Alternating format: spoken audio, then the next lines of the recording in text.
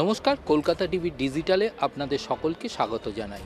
Supreme কোর্টে SIR মামলায় ৪৫ দিনের মধ্যে ৬০ লক্ষের অ্যাডজুডিকেশন অর্থাৎ জুডিশিয়াল অফিসারদের কাছে যে বিচারাধীন বিষয়গুলো রয়েছে তা নিষ্পত্তি করা সম্ভব নয়, এমনটাই মন্তব্য সুপ্রিম কোর্টের।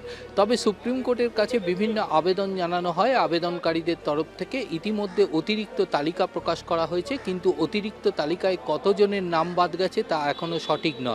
এছাড়াও সুপ্রিম কোর্টের নির্দেশে যে ট্রাইব্যুনাল গঠনের নির্দেশ দেওয়া হয়েছে তা এখনও পর্যন্ত ট্রাইব্যুনাল তার কাজ শুরু করতে পারেনি।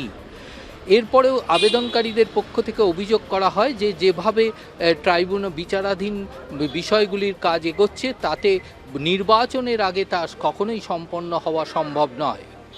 বিচারপতি জয়মাল্য বাগচির কাছে আরও অভিযোগ তোলা হয় যে এই প্রধান বিচারপতির বেঞ্চের কাছে আরও অভিযোগ তোলা হয় যে ইতিমধ্যে বহু রাজনৈতিক দল তাদের প্রার্থীদের নাম ঘোষণা করেছে। সেই সমস্ত অনেক প্রার্থী রয়েছেন যাদের নাম এখনও পর্যন্ত বিচারাধীন অবস্থায় রয়েছে জুডিশিয়াল অফিসারদের কাছে।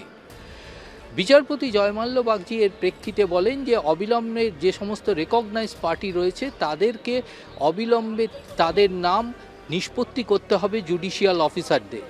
এছাড়াও বিচারপতিরা পরিষ্কারভাবে জানিয়ে দিয়েছেন, মৌখিকভাবে তারা রিকোয়েস্ট করেছেন যে আগামী ৬ই এপ্রিলের মধ্যে যাতে এই জুডিশিয়াল অফিসারদের বিচারাধীন যে সমস্ত কাজ রয়েছে, যে সমস্ত বিষয়গুলি রয়েছে, যাদের নাম অ্যাডজুডিকেশনে আছে তা যদি নিষ্পত্তি করা যায়।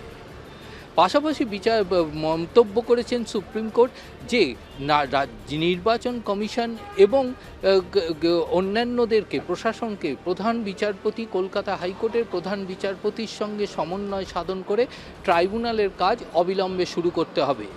বিচারপতি জয়মাল্য বাগচি জানিয়েছেন যে পশ্চিমবঙ্গ জুডিশিয়াল একাডেমির যথেষ্ট পরিকাঠামো রয়েছে, অর্থাৎ ট্রাইব্যুনালে নিয়োজিত অবসরপ্রাপ্ত বিচারপতিরা যদি চান তারা সেই জুডিশিয়াল একাডেমিতে গিয়ে বসে ভার্চুয়ালের মাধ্যমে এই বিচারাধীন বিষয়গুলি তারা নিষ্পত্তি করতে পারেন।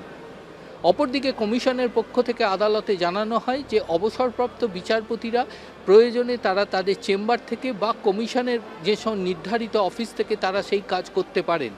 যদিও সুপ্রিম কোর্ট এ বিষয়ে পরিষ্কার জানিয়ে দিয়েছে, কলকাতা হাইকোর্টের প্রধান বিচারপতির সঙ্গে সমন্বয় সাধন করে যাতে ট্রাইব্যুনালের কাজ অবিলম্বে শুরু করা যায় সে ব্যাপারে সিদ্ধান্ত গ্রহণ করতে হবে।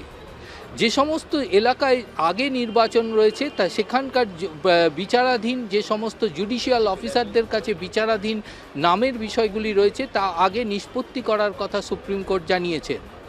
১ এপ্রিল এই মামলার পরবর্তী শুনানির দিন ধার্য করা হয়েছে।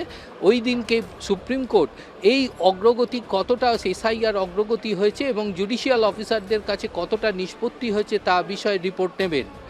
পাশাপাশি সুপ্রিম কোর্ট জানিয়ে দিয়েছেন যে প্রতিনিয়ত বা প্রতিদিন এই জুডিশিয়াল কাজ শেষ হলেই সঙ্গে সঙ্গে একটি অতিরিক্ত তালিকা প্রকাশ করতে হবে যাতে নির্বাচনের আগে উপযুক্ত ভোটাররা ভোট দিতে পারেন।